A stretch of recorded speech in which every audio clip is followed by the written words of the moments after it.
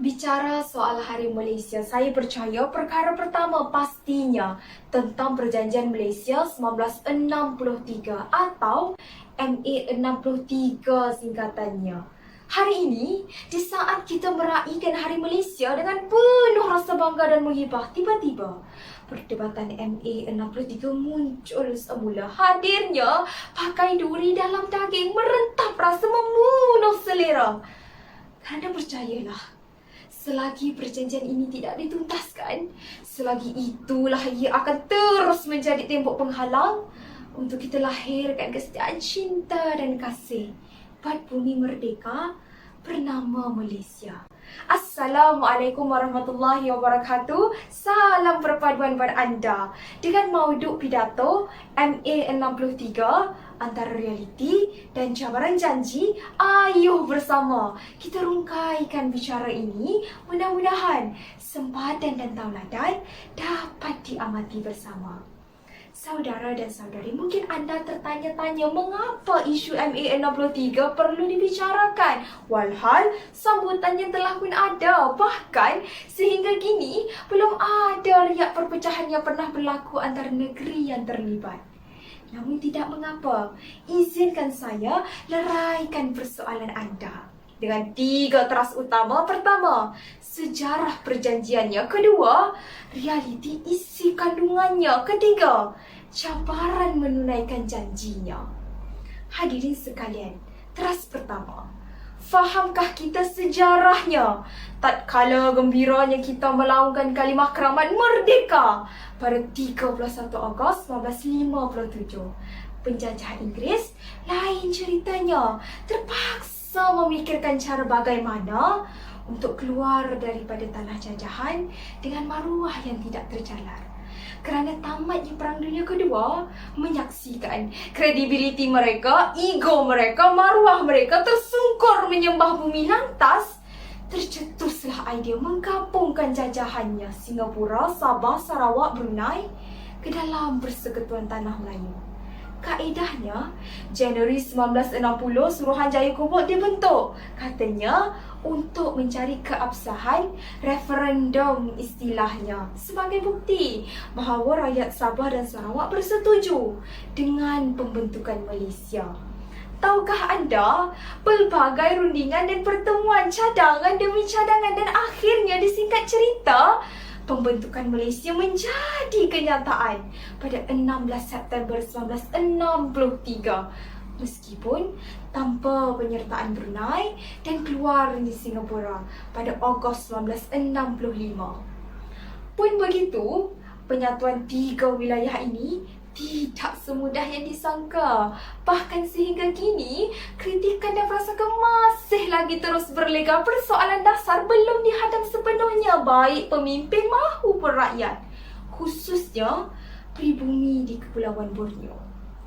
Teras kedua, realiti isu perjanjiannya. Pertama, kemasukan Sabah dan Sarawak ke dalam Persekutuan Tanah Melayu adalah sebagai entiti yang setara, seumpama rakan kongsi dalam perniagaan yang sama. Namun masalahnya sehingga kini, mengapa mereka dipanggil sebagai Negeri Sabah dan Negeri Sarawak, bukan lagi sebagai wilayah?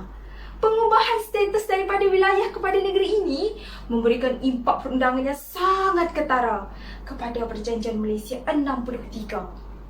Kedua, agihan royalti minyak yang dianggap tidak berkadaran dengan status sebagai rakan kongsi.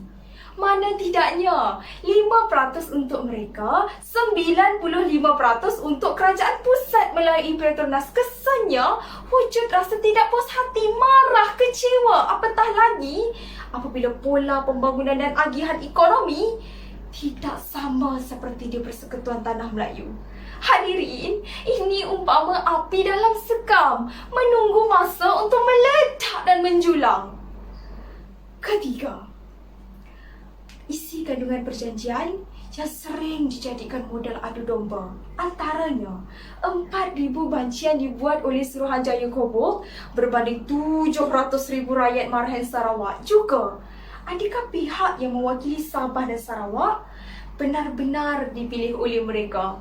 Tambahan lagi, Artikel 5 United Nations Decolonization Declaration 1960 menggariskan pemberian kuasa dan kemerdekaan perlulah diberikan terlebih dahulu kepada rakyat jajahan sebelum sebarang penyatuan boleh dibuat. Tak cukup dengan itu, kaedah memelesiakan pengurusan dan pentadbiran dianggap sebagai satu bentuk kolonisasi kepada mereka apabila banyak jawatan penting di tempat mereka didominasi oleh pegawai daripada semenanjung. Adakah ini keadilan perjanjian yang dinyatakan? Teras ketiga, cabaran perjanjiannya. Mungkin persoalan ini mampu diselesaikan, ketegangan ini dapat dikedurkan. Tidak mustahil isu ini hanya kocakan air dalam cawan, namun tindakan proaktif wajib diusulkan. Mungkin pembangunan secara inklusif perlu dibangunkan di kedua-dua wilayah.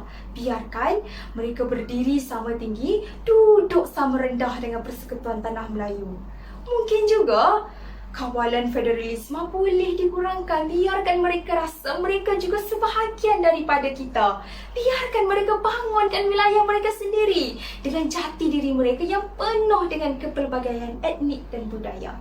Mungkin elok juga jika kadar royalti minyak diperbincangkan semula. Duduk semeja cari solusi menang-menang untuk semua.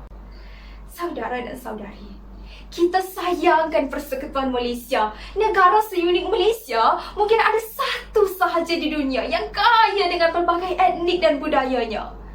Tak pernah terjangkau di fikiran saya, negara seunik Malaysia lenyap begitu sahaja daripada cacatan helaian sejarah untuk generasi masa depan. Justru pemimpin yang diamanahkan rakyat duduklah semeja, bincangkan semula apa yang sepatutnya. Fikirkanlah nasib anak bangsa yang baru belajar menyebut saya anak Malaysia dengan jiwa yang besar demi kepentingan agama, bangsa dan negara.